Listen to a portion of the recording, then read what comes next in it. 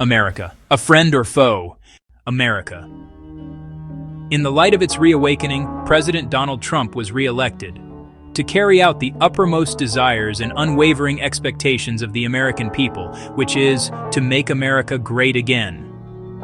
By all means possible, the desire of the American people, which is not out of place, was set in motion by President Donald Trump, who for no other reason than to make America great again, did so unfortunately from a dictatorial viewpoint, issuing executive orders to allied nations and others alike, believing those nations would come running to the table, begging for mercy and negotiating the tariff hikes.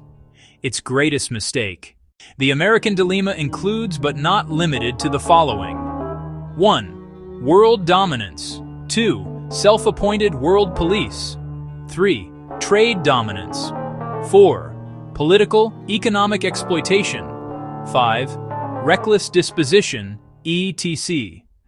For the reasons enumerated above, nations of the world are averse to America's world leadership style, asking pertinent questions which has led to a realignment in world order, whereby alliances have shifted, loyalties have changed, new partnerships are forming, better ideologies are emerging. The world is getting better. The world cannot remain the same.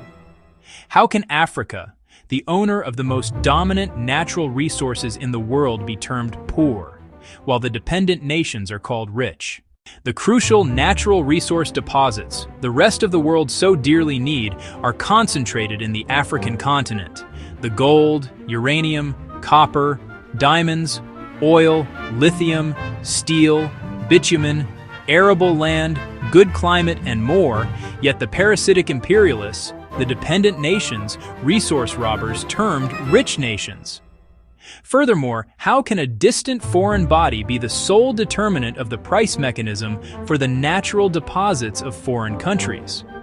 Especially Africa and all non-inclusive nations, being sovereign entities, must determine and control all prices of their resource.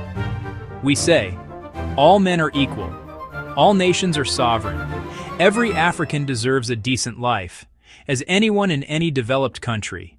The dominance of the USD, the world's primary reserve supercurrency, has over the years earned America the right to impose sanctions on sovereign nations at will, without recourse to the appropriate instrument of government, wielding powers unchecked, waging unnecessary wars. These and several other acts have transformed America under the current President Trump into an authoritarian state. What Hitler did to the world in war, America is doing to other nations of the world in trade.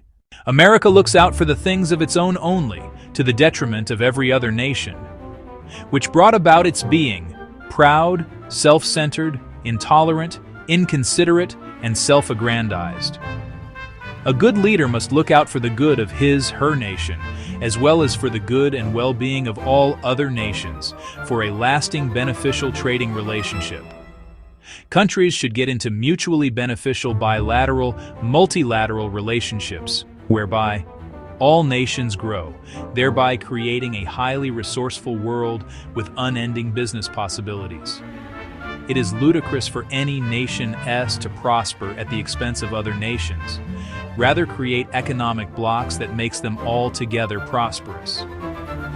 America and its allies have, for their own selfish reasons, resolved that Africa and certain nations of the world are kept exactly where they are perpetually, while they prosper at the expense of the non-aligned nations. If America had sought the prosperity and well-being of all nations, even as America prospers, it could be that no nation would have risen against it, but the shenanigans of America world over has put it in dire straits with the non-important nations, to its detriment.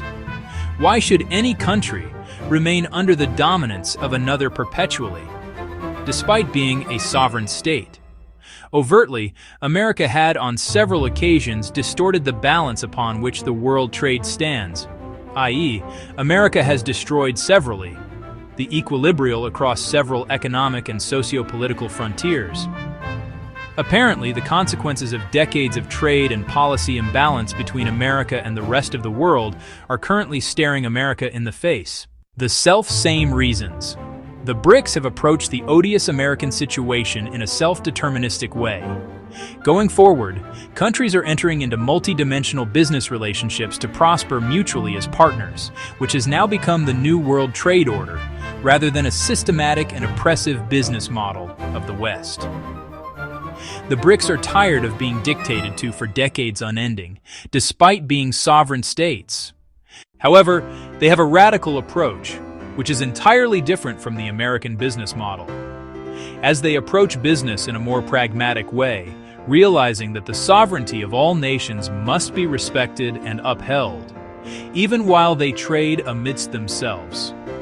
Unlike America, the BRICS plans to develop all nations with whom they enter into business relationships, fostering the benefits of growth in nations.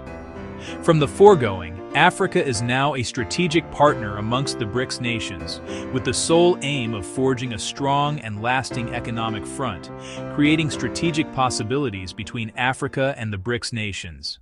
Who should your nation or the rest of the nation-states rather go with? America that hurls sanctions, tariffs, aid loans with astronomical interest rates from the IMF, the World Bank, and resolute that all other nations remain exactly where they are.